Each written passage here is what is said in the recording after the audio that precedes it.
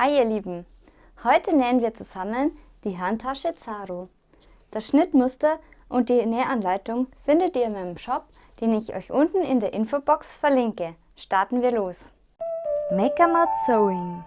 Nähen mit der Maus. Die Handtasche Zaro ist der ideale Begleiter für den Alltag. Sie kann sowohl mit Henkeln als auch mit Trägern genäht werden, sodass du sie auf verschiedene Arten tragen kannst. Außerdem verfügt die Tasche über eine praktische Reißverschlusstasche, die perfekt für Schlüssel oder Taschentücher geeignet ist. Im Inneren findest du neben der Haupttasche, die ebenfalls mit einem Reißverschluss geschlossen wird, zwei zusätzliche Innentaschen. Eine mit Reißverschluss für kleine Gegenstände und eine offene Tasche, die ideal für dein Handy ist. Die Maße der Tasche betragen ca. 33,5 cm in der Breite, 12,5 cm in der Tiefe und 24,5 cm in der Höhe. Zuschnitt und zusätzlich benötigte Materialien. Ich habe hier schon mal alle Teile vorbereitet.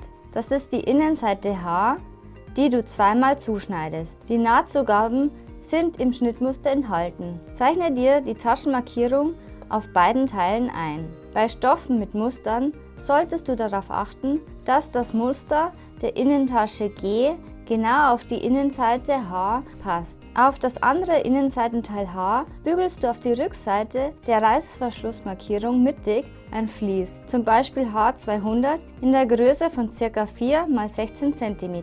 Zeichne dir bei allen Teilen die Knipse ein. Die Innentasche G benötigst du zweimal.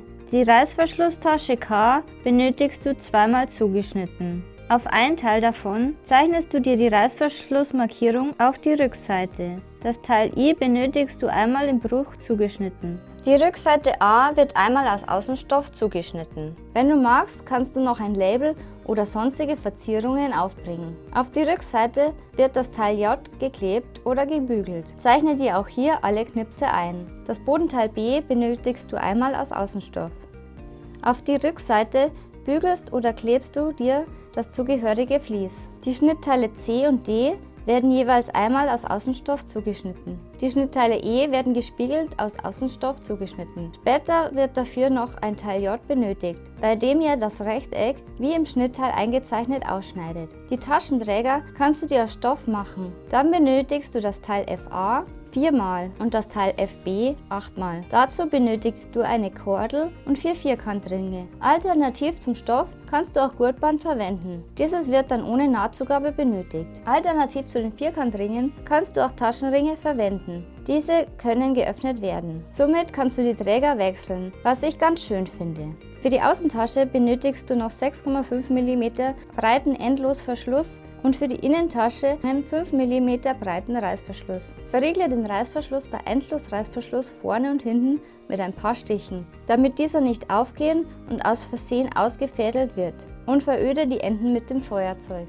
Außerdem benötigst du noch doppelseitiges Klebeband. Nähanleitung. Stecke die Teile G rechts auf rechts aufeinander.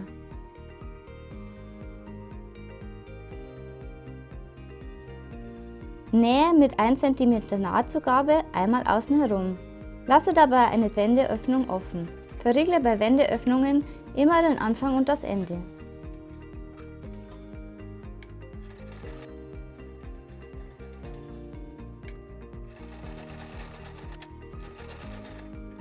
Schneide dann die Nahtzugaben zurück, außer an der Wendeöffnung.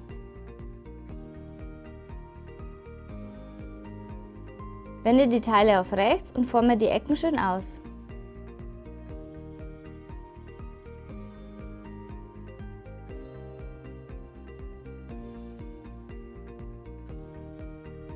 Stecke dir außen herum ein paar Klammern.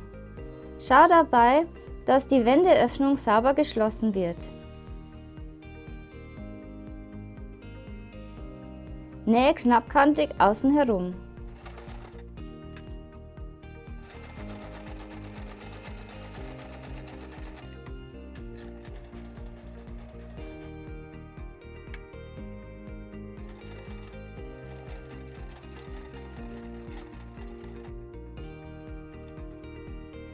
Richte dann die Innentasche G rechts auf rechts nach dem Muster, wenn du ein Muster hast, am Teil H aus und stecke es fest. Ansonsten orientierst du dich an der Markierung.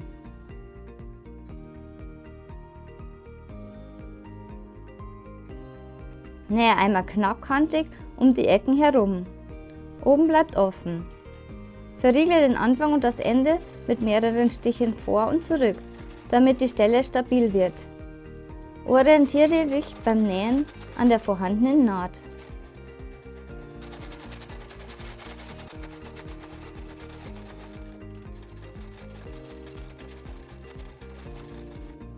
Stecke das Teil K mit der Reißverschlussmarkierung rechts auf rechts mit ein paar Nadeln an die Markierung der zweiten Innenseite H. Nähe dann einmal um die eingezeichnete Reißverschlussmarkierung herum. An den Ecken stichst du mit der Nadel ein, hebst das Füßchen, drehst den Stoff um 90 Grad, senkst das Füßchen und nähst weiter. Dabei nähst du am Ende etwas für die Anfangsnaht, um die Naht zu versäubern. Zeichne dir dann in der Mitte des Rechtecks einen Strich bis 1 cm vor dem Ende und von dort aus auf beiden Seiten zur Ecke des Rechtecks eine Linie. Schneide diese Linie bis kurz vor der Ecke ein.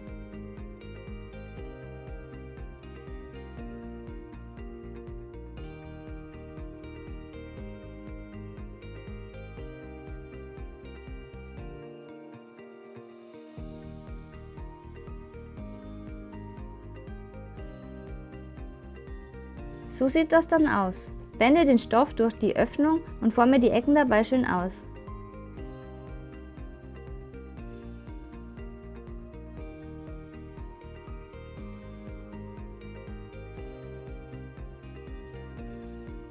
Das mache ich hier erst einmal mit den Fingern, da sich der Stoff gut biegen lässt, und danach noch mit dem Bügeleisen, damit es ganz glatt da liegt.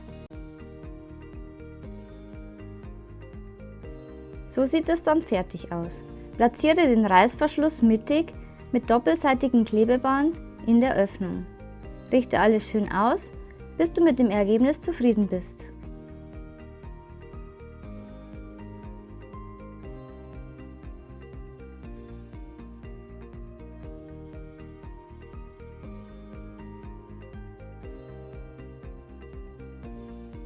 Nähe einmal knappkantig mit dem Reißverschluss-Nähfuß um die Öffnung herum. Nähe dabei langsam, damit alles schön sauber wird.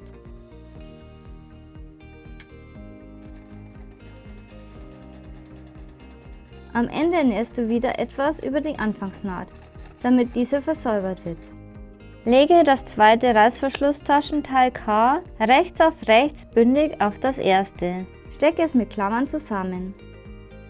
Nähe mit 1 cm Nahtzugabe einmal außen herum. Versäubere auch gerne die Kanten mit einem Zickzackstich oder deiner Overlock. Passe beim Zusammennähen auf, dass du nur die Teile K erwischt und nicht aus Versehen Teil H mit annähst. Klappe deswegen beim Nähen die Innenseite H weg.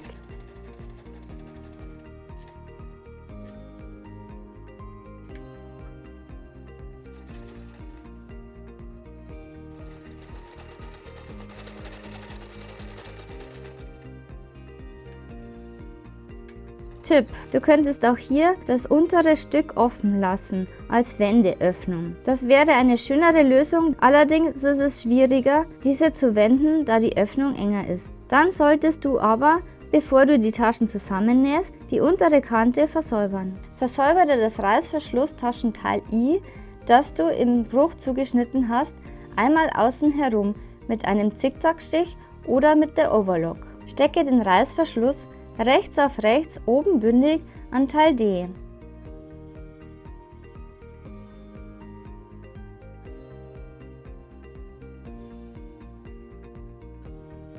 Nähe ihn mit einem Reißverschluss-Nähfuß und 1 cm Nahtzugabe zusammen. Verriegle dabei den Nahtanfang und das Nahtende.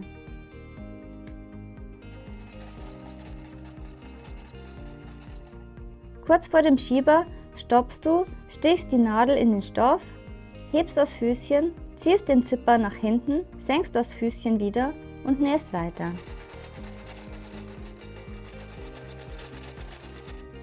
Nähe die andere Seite des Reißverschlusses auf die gleiche Weise auf das Teil C. Stecke dir das Teil I rechts auf rechts oben an das Teil D und nähe es mit 1 cm Nahtzugabe zusammen. Der Reißverschluss liegt dabei dazwischen. Nähe dabei auf der schon vorhandenen Naht. Biege das Teil I nach unten, sodass die Teile I und D links auf links aufeinander liegen. Halte die beiden Lagen beim Nähen so, dass sie flach da liegen, bzw. stecke dir eine Klammer erst zusammen oder bügle sie flach, falls du keinen Stoff verwendest, der Löcher hinterlassen würde. Nähe die beiden Lagen knappkantig zusammen. Dabei nähst du die Ziernaht langsam und vorsichtig, damit alles schön sauber wird.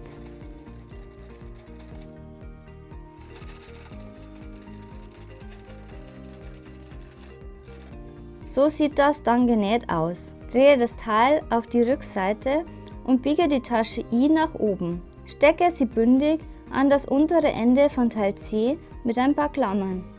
Nähe es mit 1 cm Nahtzugabe an der vorhandenen Naht zusammen.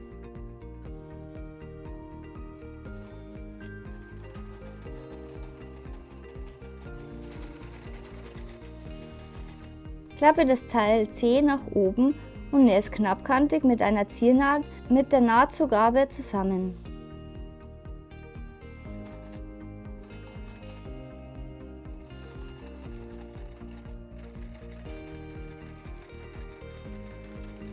Klappe das Teil I nach oben, sodass du die Rückseite von Teil D siehst. Mache dir einen Knips im Nahtzugabenbereich, rechts und links genau dort, wo die Nahtzugabe der Tasche I endet. Stecke das Teil E rechts auf rechts an das gerade genähte Teil. Nähe dann mit 1 cm Nahtzugabe bis zum Knips.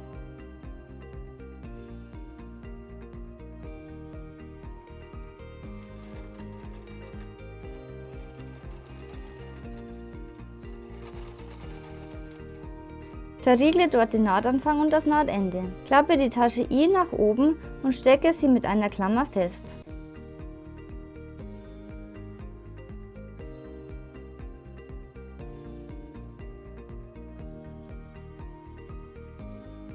Nähe dann den restlichen Teil von E an. Versuche beim Nahtbeginn genau in die Naht von oben zu stechen. Verriegle dabei wieder den Nahtanfang und das Nahtende. Jetzt ist das Teil D angenäht, nur die Tasche ist noch lose. Diese wird jetzt umgebogen und bis zur Naht genäht. Nähe hier so weit du kommst mit 1 cm Nahtzugabe. Verriegle den Nahtanfang und das Nahtende.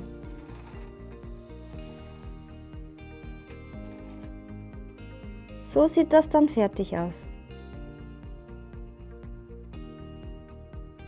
Klappe dann das Teil E auf die Nahtzugabe und steppe es knappkantig mit einer Ziernaht zusammen. Nähe auch hier einmal bis zum Knips. Ich habe mir hier eine Klammer gesteckt, um zu sehen, wo der Knips endet, da leider keine Schneiderkreide auf dem Kunstleder gehalten hat. Am Ende angekommen, schneide ich den Faden etwas länger ab. Diesen Faden stichst du mit der Nadel durch alle Lagen nach hinten und verknotest ihn auf der Rückseite. Somit sieht die Naht auf der Vorderseite später schön sauber aus. Schneide den überstehenden Faden ab.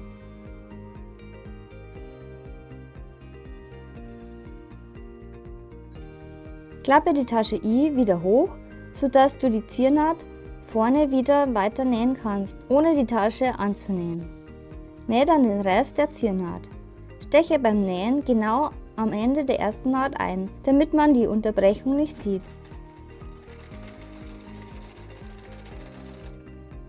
Den Anfangsfaden stichst du wieder mit der Nadel durch alle Lagen und verknotest ihn auf der Rückseite.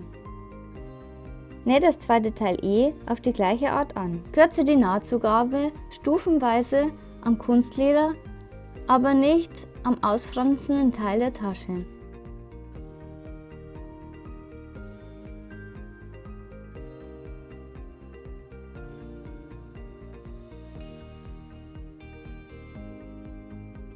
Stecke das Vlies oder den Schaumstoff J nun auf die Taschenseite, und zwar unter die Innentasche I. Somit wird das ganze Teil stabil, man kommt aber noch gut an die Innentasche.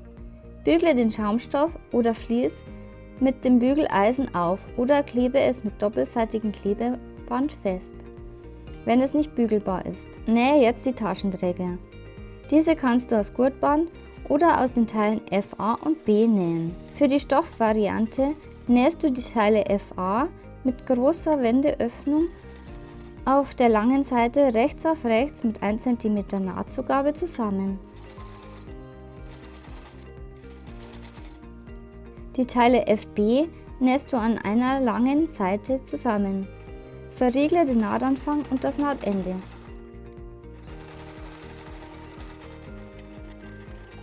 Schneide die Nahtzugabe von FB zurück. Biege dann das Teil auf rechts und forme die Ecken schön aus. Stecke dir ein paar Klammern.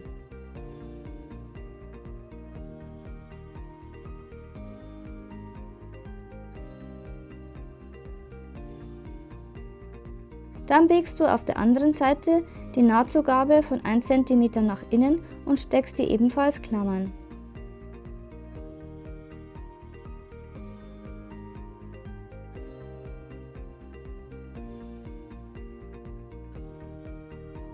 Nähe die beiden Seiten knappkantig zusammen.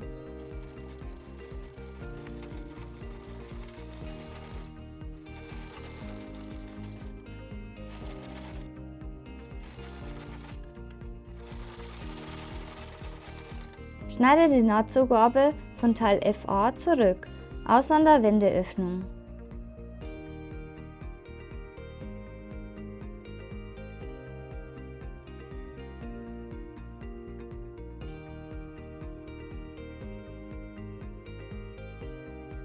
Wende es auf rechts und forme die Ecken schön aus. Das ist an dieser Stelle etwas friemelig, aber mit etwas Geduld leicht hinzubekommen.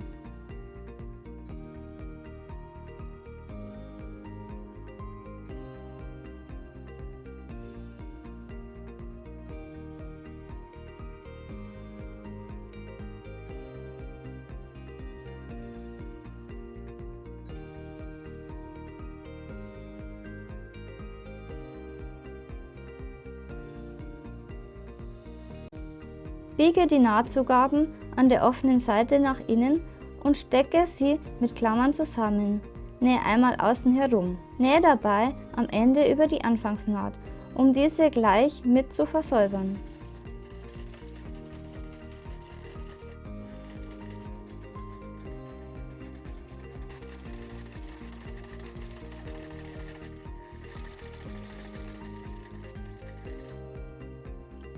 Jetzt sind die Taschenträger aus Stoff auf dem gleichen Stand wie die fertigen Gurtbänder. Lege in das Teil FA die Kordel mittig zwischen die Markierung und klappe es zusammen.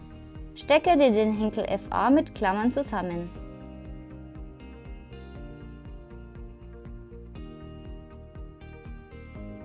Nähe einmal knappkantig um die Kordel. Diese sollte möglichst eng eingenäht werden.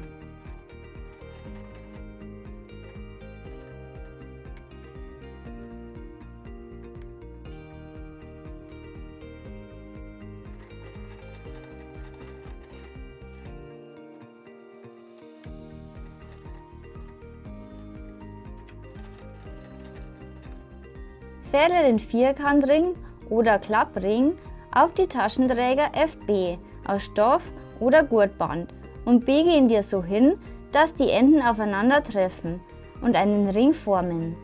Klebe die Enden mit doppelseitigem Klebeband zusammen. Platziere den Träger an die Markierung mit den Enden nach unten. Nähe die Enden mit einem Kreuz fest. Dabei werden die offenen Rückseiten von Teil FB vernäht, sodass es nicht mehr aufgehen kann. Da mein Kunstleder keine Schneiderkreide annimmt, nehme ich mir hier mein Schnittteil als Markierung.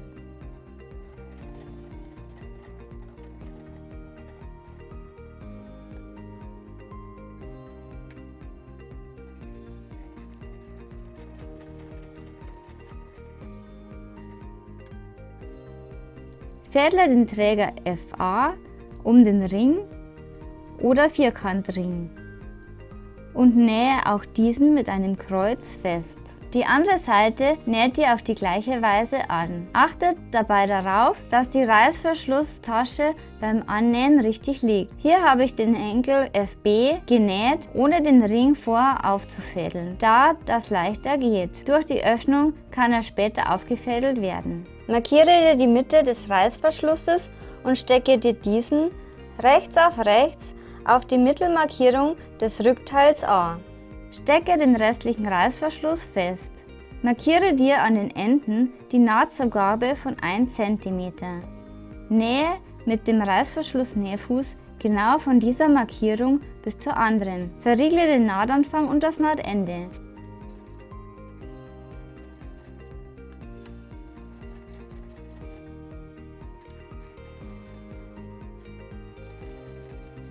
Hier schaue ich nochmal ganz genau, ob ich das Ende getroffen habe und justiere gegebenenfalls nochmal nach. Lege dann das Innenteil H rechts auf die Rückseite A und stecke es mit Klammern fest. Der Reißverschluss liegt dazwischen. Die Teile sollten dabei exakt aufeinander liegen. Nähe die Teile zusammen auf der schon vorhandenen Naht vom Schritt davor.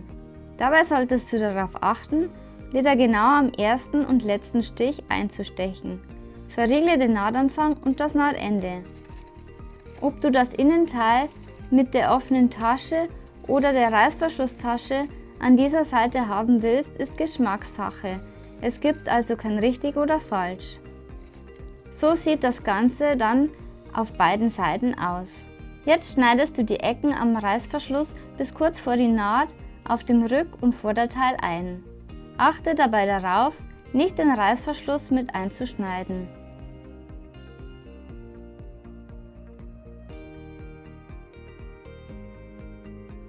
Biege das Teil dann auf rechts, sodass du dann das zweite Außenteil rechts auf rechts an die andere Reißverschlussseite stecken kannst. Ich schließe mir hier kurz den Reißverschluss zur Orientierung. Beginne auch hier wieder in der Mitte zu stecken und dann den restlichen Reißverschluss.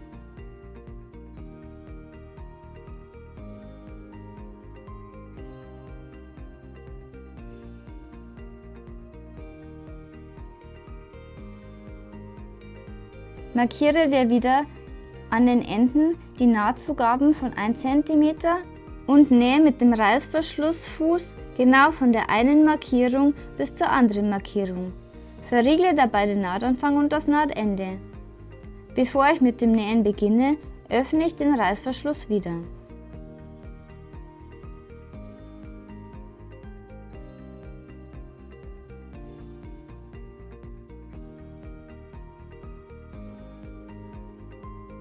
Hast du diese Seite genäht, steckst du auch den Innenstoff wieder auf die Rückseite des Reißverschlusses. Nähe die Teile auf der schon vorhandenen Naht zusammen. Schneide auch hier die Ecken wieder ein.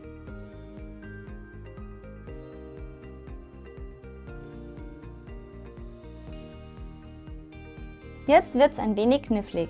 Stecke dir die Seitennähte von den Außenteilen rechts auf rechts zusammen. Biege dir dazu den Reißverschluss nach oben. Ganz oben am Reißverschlussende ist es besonders schwierig zu nähen. Deshalb kannst du dir auch eine Nadel im Nahtzugabenbereich stecken. Nähe dann die Seiten mit 1 cm Nahtzugabe zusammen. Verriegle den Nahtanfang und das Nahtende.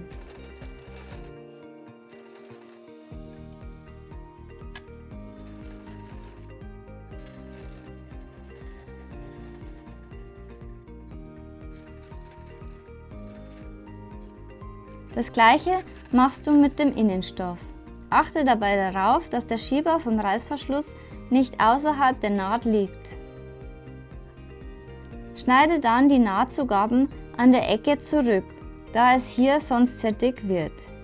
Nähe dann das Dreieck mittig an den Reißverschluss.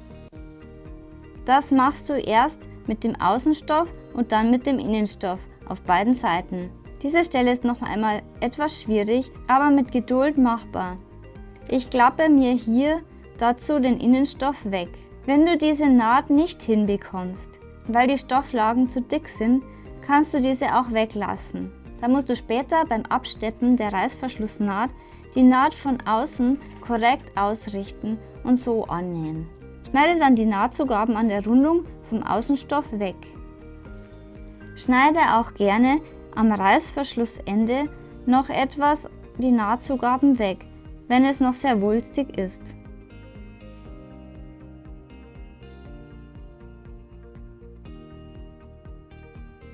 Wende alles auf rechts und forme die Ecken schön aus. Nähe dann einmal um den Reißverschluss herum. Am besten bügelst du das Ganze davor. Da das mit dem Kunstleder nicht geht, versuche ich es mit den Fingern oder mit Klammern alles so glatt wie möglich beim Nähen zu halten. Nähe einmal knappkantig außen herum. An der Ecke nähst du besonders langsam und gleichst gegebenenfalls noch unschöne Flecke dabei aus.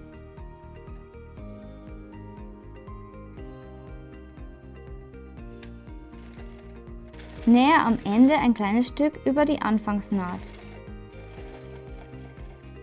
So sieht das dann fertig aus. Wenn du möchtest, kannst du die Seiten noch rechts und links absteppen. Doppelseitiges Klebeband hilft dir beim Fixieren der Nahtzugaben. Ich empfehle dir das Absteppen bei Seitennähte, aber nur bei leichtem Stoff. Bei Kunstleder ist es sehr schwierig. Wende das Ganze wieder auf links und stecke dir den runden Boden rechts auf die Außentasche.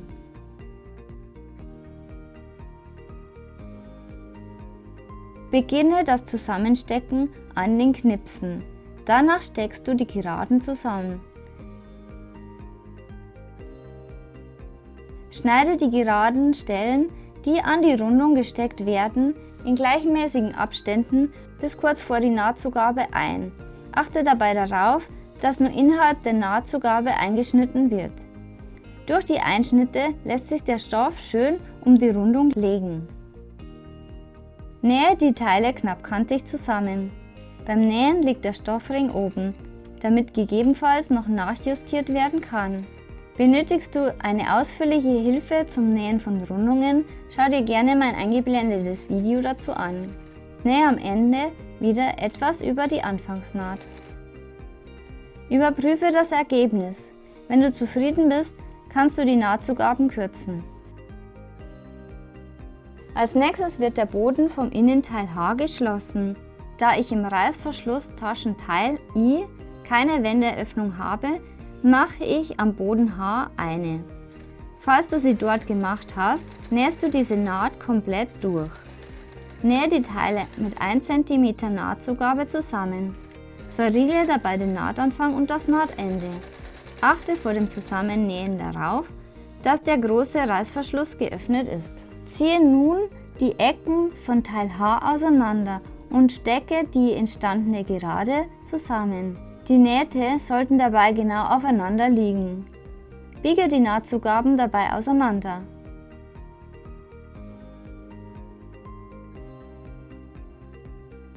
Nähe die Ecken zusammen mit 1 cm Nahtzugabe.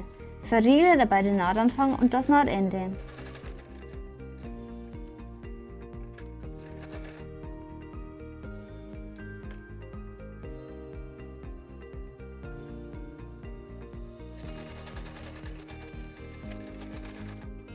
Schneide die Nahtzugaben bis kurz vor die Naht ein, an der Schräge, und bügle oder biege sie auseinander.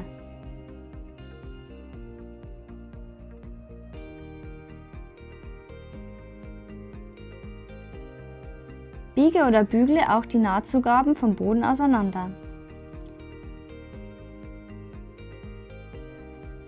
Wende die Tasche auf rechts durch die Wendeöffnung und forme alles schön aus.